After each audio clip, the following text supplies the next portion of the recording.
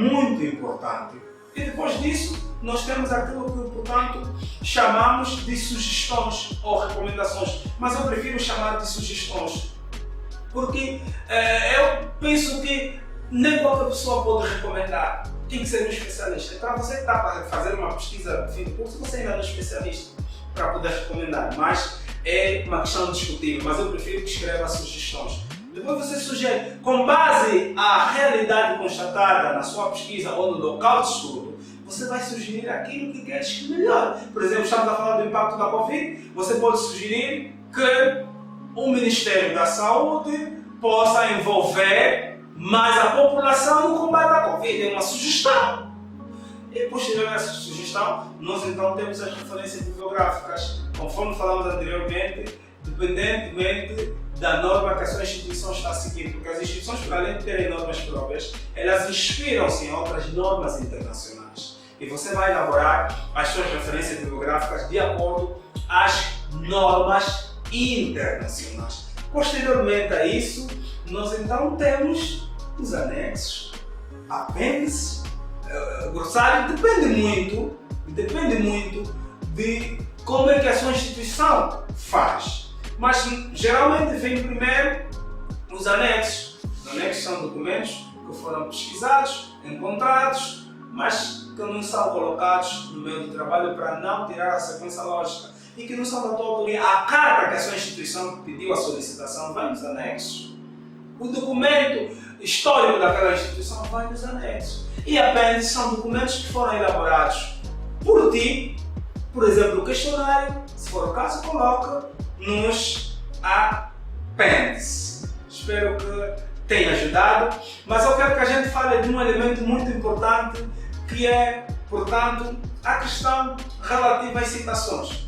Nós temos 3 citações. Nós temos a citação direta, a citação indireta e a citação de citação. O que é uma citação, de forma geral? Uma citação, ou as citações, são transcrições de trechos de obra de um autor consultado e depois colocamos no nosso trabalho. E a citação pode ser direta, indireta ou citação de citação.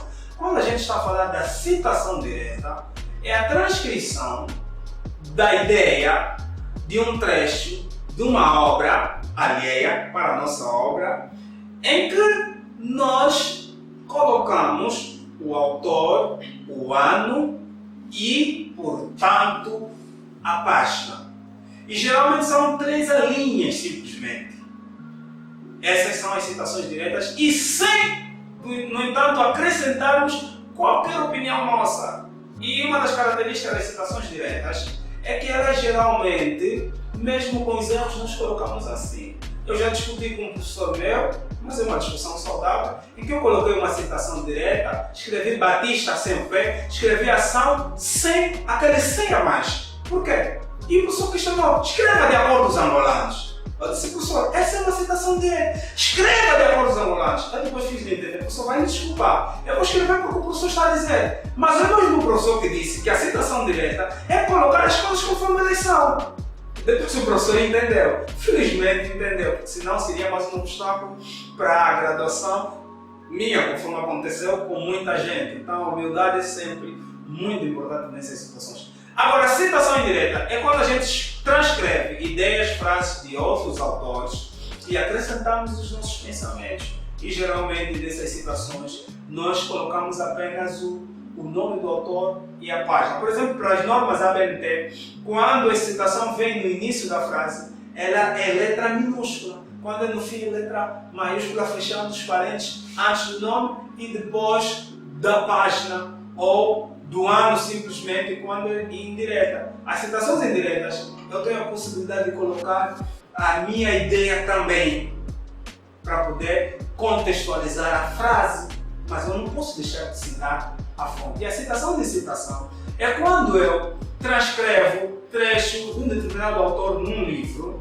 mas esse autor que eu consultei não é o principal autor, ele cita o dono, então eu coloco citação de citação. Por exemplo, você lê o livro de Narciso em 2022 e Narciso lê o livro de Chá Renato em 2010.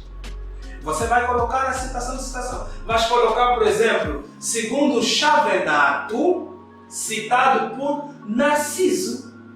E é necessário sempre colocar os anos. Essa é a citação de citação. A citação de citação, geralmente, pode-se usar a palavra, por exemplo, apud.